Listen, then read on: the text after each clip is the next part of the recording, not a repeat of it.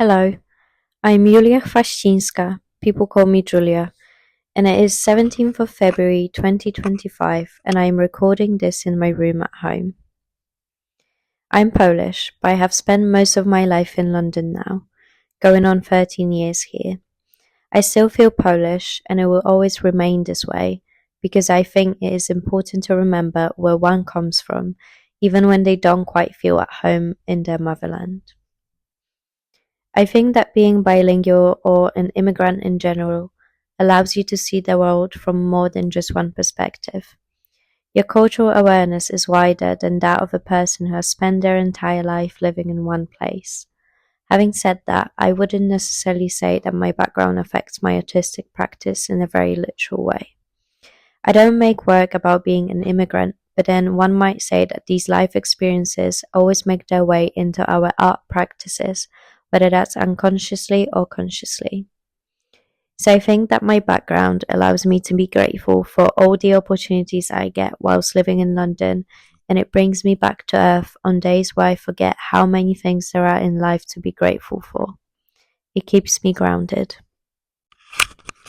I never spend enough time reflecting on this, but thinking about it now, maybe there is a trace that my upbringing has left on my creative practice. I would say that my upbringing was a positive experience. I have always felt supported by my family and encouraged to be creative since I was little, as I have always shown interest in art, and you could always find me drawing or simply being creative since the age of about 4. I was a child who loved playing outside with her friends, setting up picnics, roller skating, and even putting on pretend plays. My work always had a lot of movement in it, even during the days of secondary school and sixth form when I used to draw and paint people.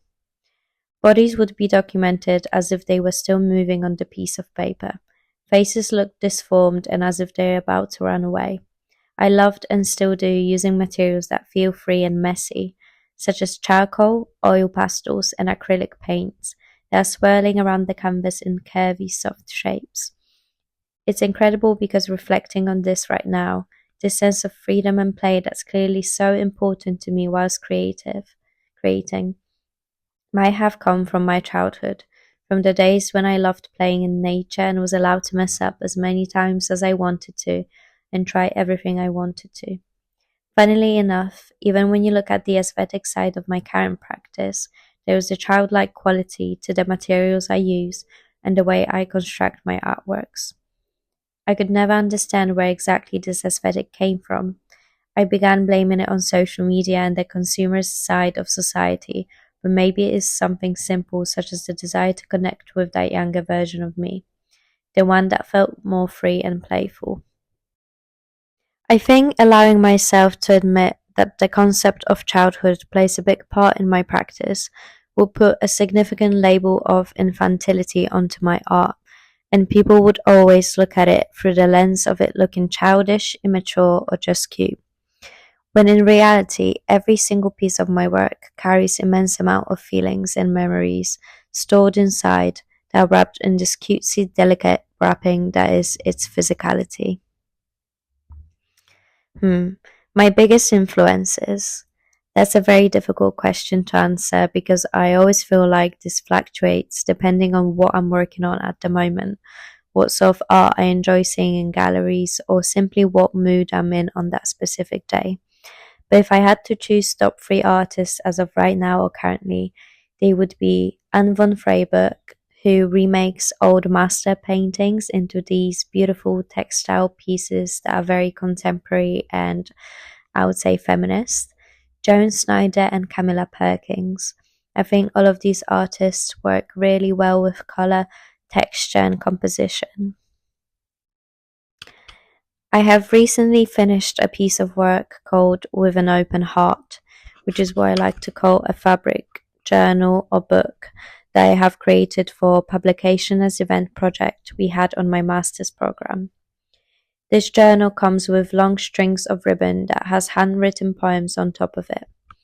The way I described it through written word was originally a simple collection of poems. The book, diary, journal became an intuitive scrapbook. a space of exploration and an act of mending, attaching memories to one another. Its tactility links to the idea of stress relief, a essential way of exploring one's private feelings and memories. The collection of poems was written at the time of going through heartbreak. Well, it really began when I started getting to know the person, which was years ago. Then it moves on to the heartbreak, and then time spent in contact, and to the present moment of where those memories are just memories.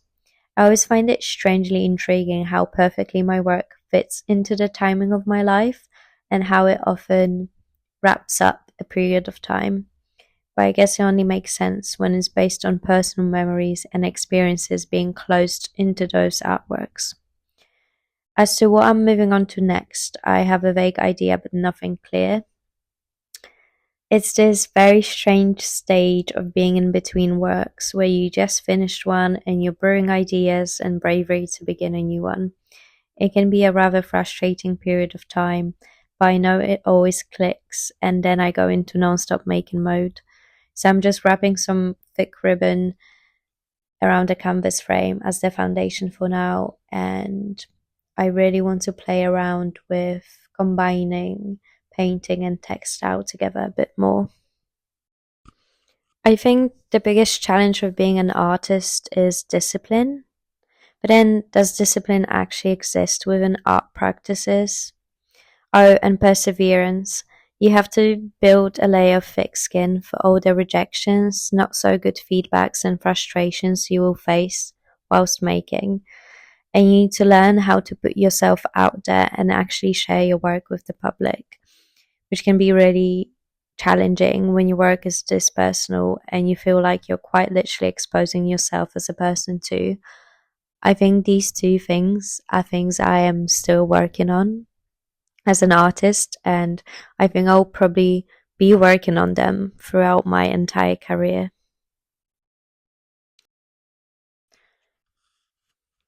What advice would I give to my younger self? This question makes me a little emotional.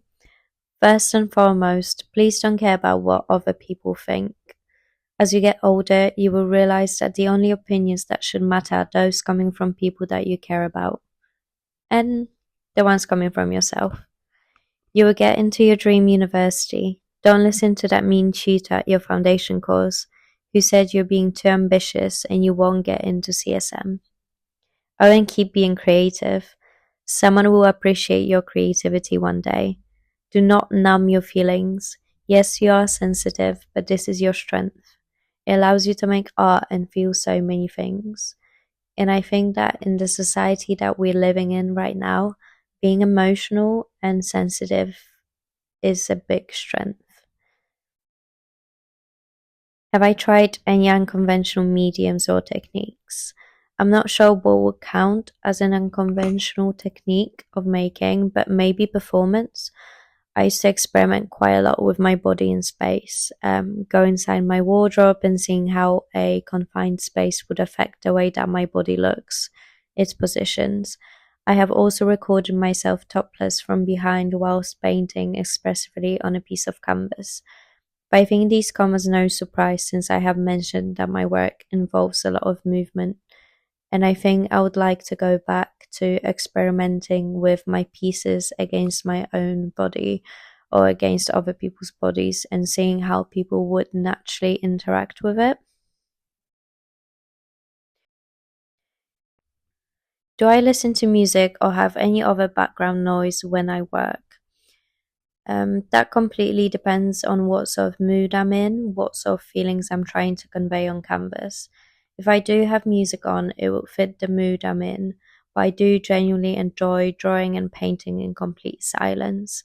I get so in the zone when I'm painting that nothing else around me matters, and sometimes music is just unnecessary.